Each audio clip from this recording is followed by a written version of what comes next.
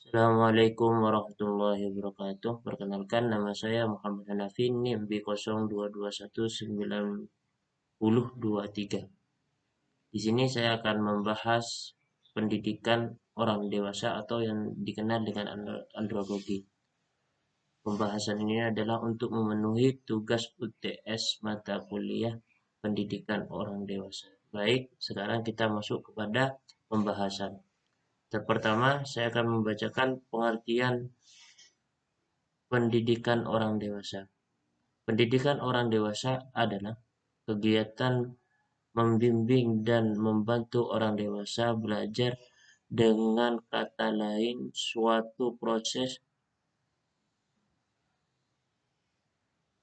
penemuan keterampilan dan sikap ataupun pengetahuan, baik secara sengaja ataupun tidak sengaja. Itu secara pengertiannya. Jadi, pendidikan andragogi itu adalah memberikan pendampingan kepada seseorang di mana seseorang itu yang belum menemukan jati dirinya. Baik nanti yang ditemukan itu tentang pengetahuan, sikap, dan keterampilan, baik secara spontan ataupun tidak spontan, itu bisa dikembangkan untuk mengembangkan dirinya sendiri. Teori belajar orang dewasa. Knowledge terkenal dengan teori andragoginya.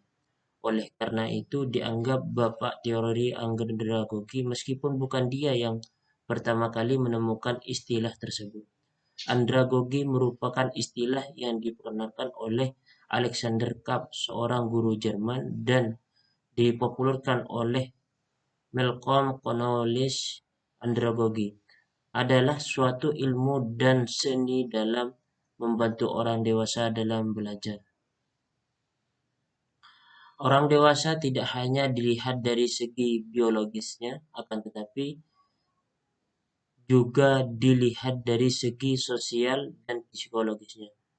Secara biologis, seorang disebut dewasa apabila ia telah mampu melakukan reproduksi. Secara sosial, seseorang disebut dewasa apabila ia telah melakukan peran-peran sosial yang biasanya dibebankan kepada orang dewasa. Secara psikologis, seseorang dikatakan dewasa apabila telah memiliki tanggung jawab terhadap kehidupan dan keputusan yang diambil.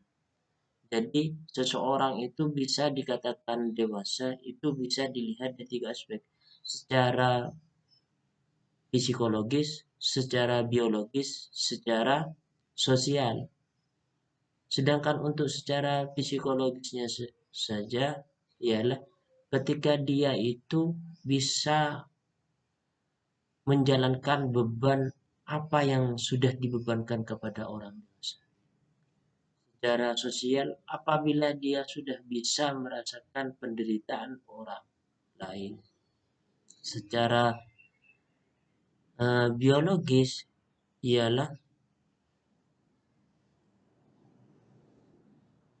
telah mampu melakukan reproduksi ataupun bisa melakukan suatu inovasi yang baru.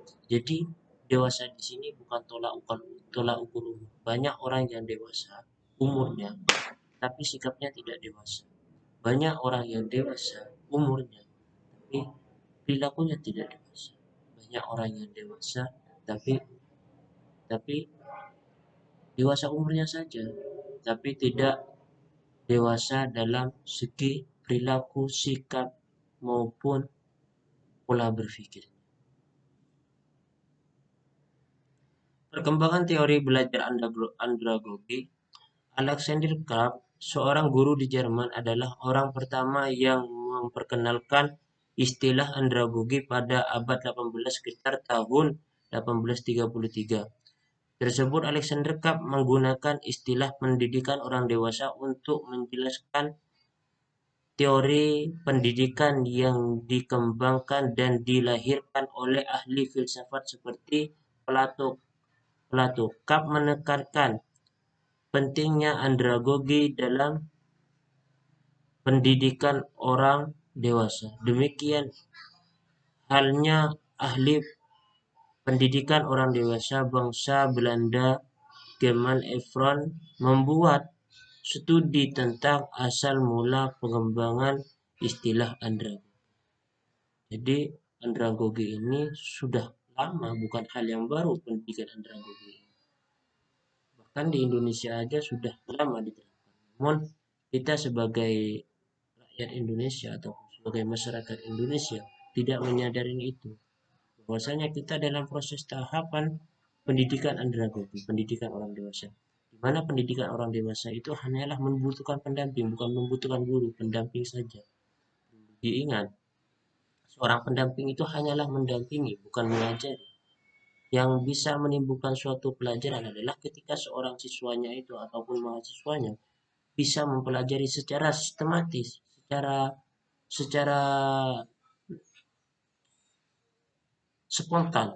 Dia itu langsung belajar apa yang ingin dia pelajari. Ketika dia tidak tahu, dia bertanya. Ketika dia takut salah, dia bertanya.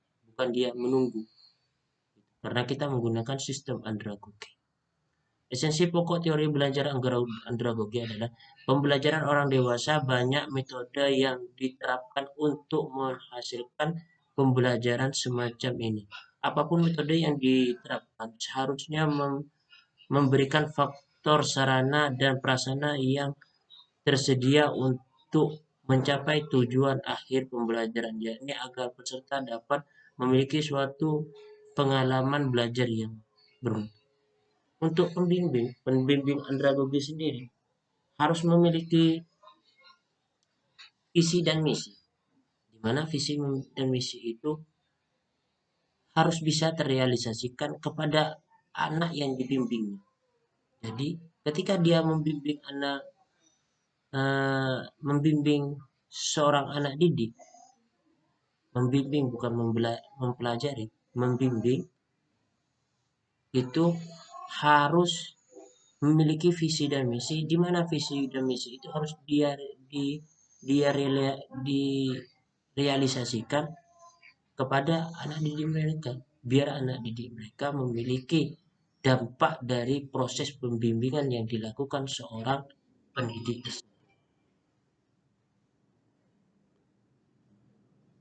Mungkin sekian akhir kalam.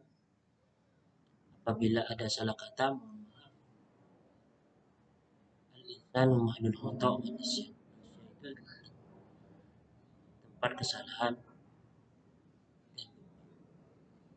Akhirul kalam, Assalamualaikum.